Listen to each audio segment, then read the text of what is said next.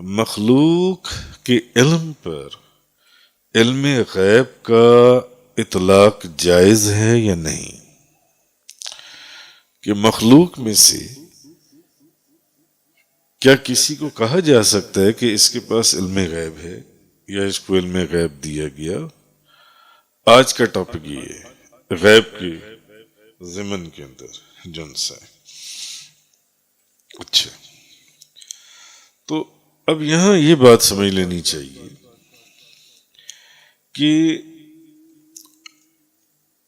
ویسے جو ہمارا عقیدہ ہے وہ یہ ہے کہ مخلوق کی طرف علم غیب کا اسناد جو ہے یہ عقلاً جائز ہے، شرک نہیں ہے۔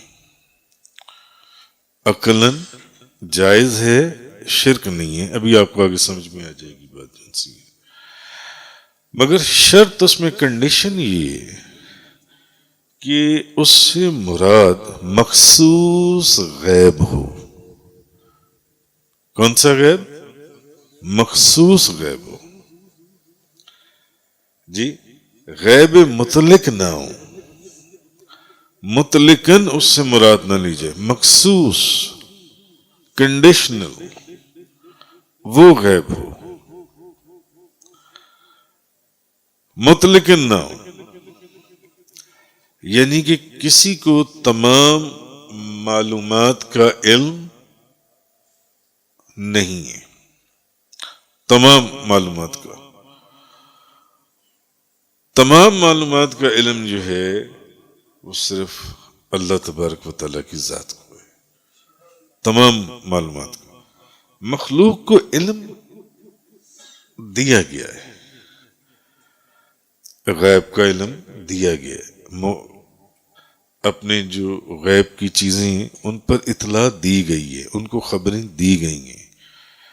نبی بھی تو غیب کی خبریں دیتی ہیں نا، نبی کا معنی ہی غیب کی خبر دینے والا ہے، نبی بھی غیب کی خبریں دیتی ہیں۔ تو ہمارا عقیدہ کیا ہے؟ امام احمد رضا خان صاحب قادری رحمۃ اللہ علیہ، آپ لکھتے ہیں کہ کوئی شخص کسی مخلوق کے لیے ایک ذرے کا علم بھی اگر ذاتی مانے تو یقیناً وہ کافر ہے۔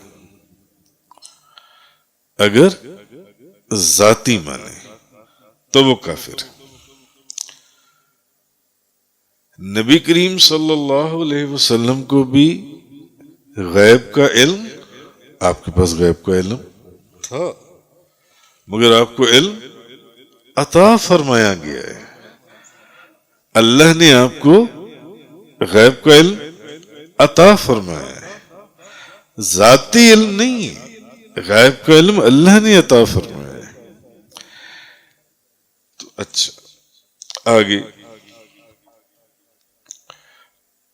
اور غیر اللہ کی طرف علامہ میر سید شریف انہوں نے لکھا کہ غیر اللہ کی طرف مطلقاً علم غیب کی نسبت کرنا اس لیے جائز نہیں، مطلقاً کہ اس سے ذہن میں یہ بات آتی ہے کہ وہ شخص شاید از خود علم غیب رکھتا ہے، خود سے غیب کا علم رکھتا ہے، جبکہ خود سے کون کوئی غیب کا علم رکھ سکتا ہے؟ نہیں، خود سے۔ لیکن مقید کر کے یوں کہا جائے کہ اللہ تعالیٰ نے اس کو علم غیب دیا ہے، یا اللہ تعالیٰ نے اس کو علم غیب پر اطلاع دی ہے، تو اس میں کوئی حرج نہیں ہے، اس میں کوئی حرج نہیں ہے۔ تو اعلیٰ حضرت امام احمد رضا خان صاحب رحمۃ اللہ علیہ آپ فرماتی ہیں کہ علم غیب میں عقیدہ یہ ہے کہ اللہ تعالیٰ نے نبی پاک صلی اللہ علیہ وسلم کو علم غیب عطا فرمایا ہے۔ یہ ہمارا عقیدہ ہے کہ اللہ نے نبی پاک صلی اللہ علیہ وسلم کو علم غیب عطا فرمایا ہے۔ آپ فرماتی ہیں کہ برابری تو درکنار، آپ فرماتے ہیں میں نے اپنی کتابوں میں اس کی وضاحت کی اور تصریح کی کہ اگر تمام اولین اور آخرین کا علم جمع کیا جائے اور اس علم کو علم الہی سے، وہ نسبت بھی ہرگز نہیں ہو سکتی جو ایک قطرے کے کروڑویں حصے کو کروڑوں سمندروں سے ہوتی ہے۔ یہ اعلیٰ حضرت نے لکھا ہے، جو اس سمندر کے ایک قطرے کے کروڑویں حصے کو کروڑوں سمندروں سے ہوتی ہے، وہ نسبت بھی نہیں۔ اور پھر یہ نسبت متناہی کے ساتھ ہے، یعنی جس کی کوئی انتہا ہو، تو جس کی کوئی انتہا ہی نہ ہو تو وہ غیر متناہی ہے، اور غیر متناہی کو متناہی سے نسبت ہی کیا ہے۔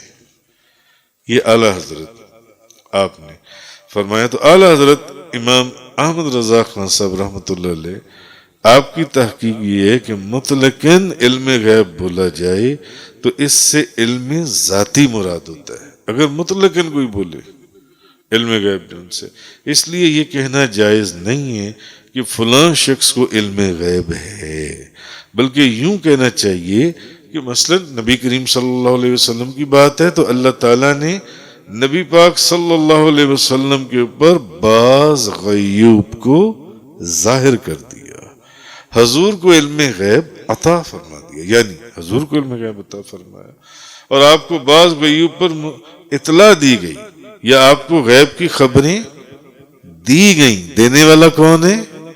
اللہ تبارک و تعالیٰ کی ذات۔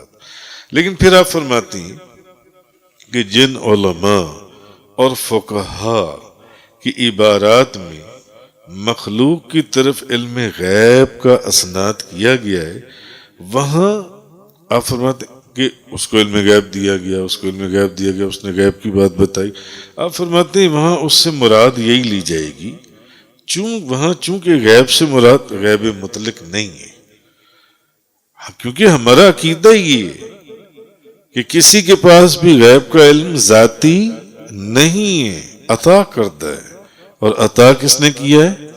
اللہ تبارک و تعالیٰ کی ذات نے۔ اس لیے وہ عبارات آپ فرماتے ہیں، وہ جتنے بھی علماء اور فقہاء کی عبارات ہیں وہ عبارات جائز ہیں، کیونکہ ایک بات کی گئی ہے نا، تو یہ انڈرسٹوڈ سی بات ہے کہ انہوں نے اس کو مطلقاً غیب مراد نہیں لیا، مخصوص غیب مراد لیا، تو وہ ٹھیک ہے، وہ صحیح ہے، اور وہ کفر و شرک نہیں ہے۔ لیکن پھر بھی وہ فرماتے ہیں ایسا کہنا ٹھیک نہیں ہے، کوشش یہی کی جائے کہ جب ایسی بات ہو تو یہی کہا جائے کہ غیب کا علم عطا فرمایا گیا ہے جن سے۔ یہ ہمارا عقیدہ ہے۔ مثلا قرآن کریم کے اندر آپ نے دیکھا ہے بے شمار مفسرین نے وَعَلَّمْنَاهُ مِن لَّدُنَّا عِلْمًا کی تفسیر میں مثلا حضرت عباس رضی اللہ تعالیٰ عنہ کے حوالے سے لکھا گیا ہے کہ آپ فرماتے ہیں حضرت خضر کو غیب کا علم تھا۔ غیب کا علم تھا، کہاں گیا؟ تو غیب کا علم بے شمار لوگوں کو اللہ نے عطا فرمایا، اللہ نے عطا فرمایا۔ علامہ ابن حجر مکی شافعی آپ لکھتے ہیں کہ اگر کوئی شخص یہ کہے کہ میں جو کہتا ہوں کہ مومن کو غیب کا علم ہے، اس سے میری مراد یہ ہے کہ اللہ تعالیٰ اولیاء کو بعض غیوب کا علم عطا فرماتا ہے، وہی بات ہو گئی اعلیٰ حضرت والی، تو اس کا یہ قول مقبول ہوگا، کیونکہ یہ عقلاً جائز ہے اور نقلاً واقعہ ہے، نقل بھی کیا گیا، اور ان جملہ کرامات میں سے ہے جو شمار سے باہر ہیں۔ تو بعض اولیاء کرام کو خطاب کے ذریعے، بعض اولیاء کرام کو الہام کے ذریعے، اور بعض کو کشف و حجاب کے ذریعے غیب کا علم جو ان سے وہ حاصل ہوتا ہے، غیب کا علم جو ان سے کا غیب کا علم ہوتا ہے۔ اور بعض اولیاء اللہ کے لیے لوح محفوظ کو منکشف کر دیا جاتا ہے۔ بعض اولیاء کرام ایسے بھی ہیں جن کے سامنے لوح محفوظ کر دی جاتی ہے اور وہ لوح محفوظ میں دیکھتی ہیں آنے والا معاملہ کیا ہے یا جانے والا معاملہ کیا تھا، وہ اس میں دیکھتی ہیں۔ جی حضرت آگے وہ لکھتی ہیں کہ حضرت خضر علیہ السلام بعض کے آپ فرماتے ہیں حضرت خضر علیہ السلام کہ علم غیب کو خود قرآن نے بیان کیا ہے، اور یہ واقعہ حضرت خضر علیہ السلام والا آپ سب پڑھ چکے ہیں قرآن پاک میں بے شمار جگہ کے اوپر قرآن نے بیان کیا ہے حضرت خضر علیہ السلام کی۔ حضرت ابو بکر صدیق رضی اللہ تعالی عنہ نے روایات میں آتا ہے اپنی بیوی کے حمل کے متعلق خبر دی کہ تمہارے ہاں لڑکا پیدا ہوگا، تمہارے پیٹ میں بچی نہیں ہے بچہ ہے۔ حضرت ابو بکر صدیق پہلے ہی فرما گئے تھے، اور حضرت عمر فاروق رضی اللہ تعالی عنہ آپ جب مدینہ منورہ میں تھے اور حضرت ساریہ کہاں پر جنگ لڑ رہے تھے؟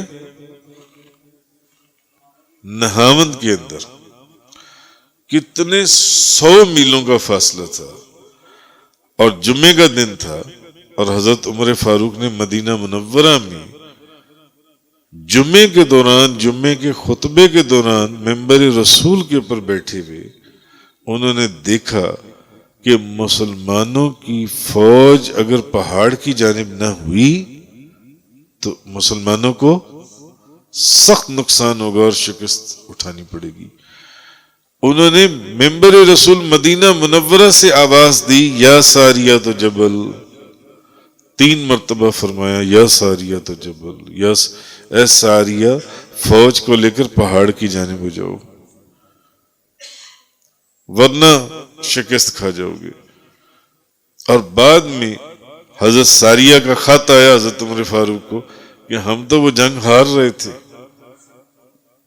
جنگ گھمسان کی چل رہی تھی، جمعے کا دن تھا، دوپہر کا وقت تھا، مجھے حضرت عمر فاروق کی آواز آئی یا ساریہ تو جبل، پہاڑ کی جانب ہو جاؤ۔ حضرت ساریہ کے وہ کان اور حضرت عمر فاروق کا مدینہ منورہ میں منبر رسول پر بیٹھ کر حضرت ساریہ کو نہاوند میں جنگ کرتے ہوئے دیکھ لینا۔ تو قرآن نے بھی غیب کے واقعات، انہوں نے قرآن نے حضرت خضر علیہ السلام کے متعلق واقعہ خبر دی کہ وہ غیب کی باتیں بتاتے تھے۔ اس طرح اور بے شمار پیران پیر، سلطان الاولیاء، گیلانی جیلانی، محبوب سبحانی، قطب ربانی، شہباز لامکانی، غوث سمدانی، قندیل نورانی، شیخ عبد القادر جیلانی رضی اللہ تعالیٰ عنہ۔ قلائد الجواہر کے اندر یہ واقعہ لکھا ہے